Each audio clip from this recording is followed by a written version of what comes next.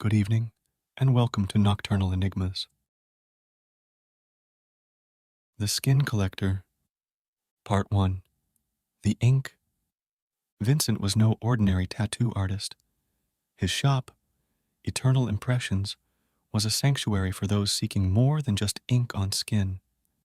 Vincent was an artist in the truest sense, transforming human bodies into canvases of intricate design. When he discovered an ancient ink formula in an old leather-bound book he bought from an estate sale, he knew he had stumbled upon something extraordinary. The formula was complex, requiring rare herbs, crushed gemstones, and a drop of the artist's own blood. Intrigued and slightly skeptical, Vincent spent weeks gathering the materials. When the ink was finally ready, it had a luminescent quality, shimmering in shades of colors he had never seen before. His first volunteer was Sarah, a regular customer who had already adorned her body with several of Vincent's creations. She chose a phoenix design for her back, a symbol of rebirth and new beginnings. As Vincent's needle danced across Sarah's skin, he noticed something incredible. The ink seemed to flow of its own accord, guiding his hand in a way that felt almost supernatural. When the tattoo was complete, both artist and canvas were stunned. The phoenix was not just a tattoo, it was alive, its feathers shimmering with ethereal fire. Part 2. The Awakening. Word spread quickly. Eternal Impressions was booked solid for months. People came from all over the country to receive Vincent's living tattoos. A young man named Mark got a roaring lion on his chest. Emily, a single mother, chose a blooming rose on her wrist. Each tattoo was a masterpiece, each one alive in its own unique way. But as the weeks passed, Vincent began to notice changes in his clients. Sarah's phoenix tattoo seemed to grow larger, its flames more intense. Mark's lion appeared more ferocious, its eyes glowing a menacing red. Emily's rose had thorns that seemed to pierce her very skin. Then came the first incident. Sarah was hospitalized with severe burns on her back. The doctors were baffled. The burns precisely matched the shape of her phoenix tattoo. Mark was next, found in his apartment with claw marks across his chest, as if attacked by a large animal. Emily was discovered in her home, her wrist wrapped in thorny vines that seemed to sprout from her rose tattoo. Part 3. The Revelation.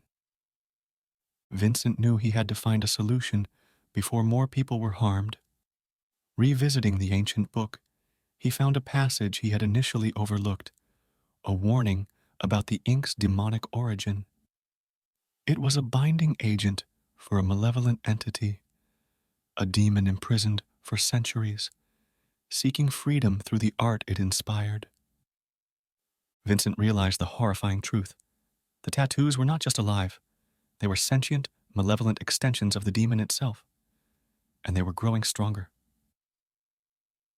Part 4. The Undoing. Vincent's own tattoo, a complex mandala on his forearm, began to shift and writhe, as if mocking his newfound understanding. He knew he had to act fast. The book contained a counterspell, a way to neutralize the ink, but it required the same artist's hand and another drop of his own blood.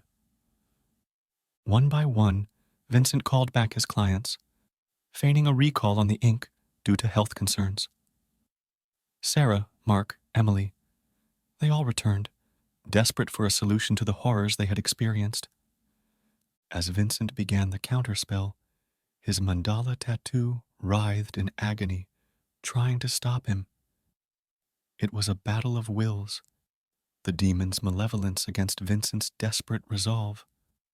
With a final incantation and a drop of his own blood, Vincent sealed the demon back into its prison. The tattoos returned to their inert state, stunning works of art, but no longer alive. Part 5. the price. Vincent destroyed the ancient book, ensuring that the demon's malevolent ink would never harm anyone again. But the victory came at a cost. His own tattoo could not be undone. The demon's essence was too tightly bound to his own blood. Vincent lived the rest of his days with the writhing mandala on his forearm, a constant reminder of the dark allure of forbidden knowledge. And though the demon was imprisoned once more, Vincent knew he would forever be its living canvas, a tortured artist marked by his own eternal impression.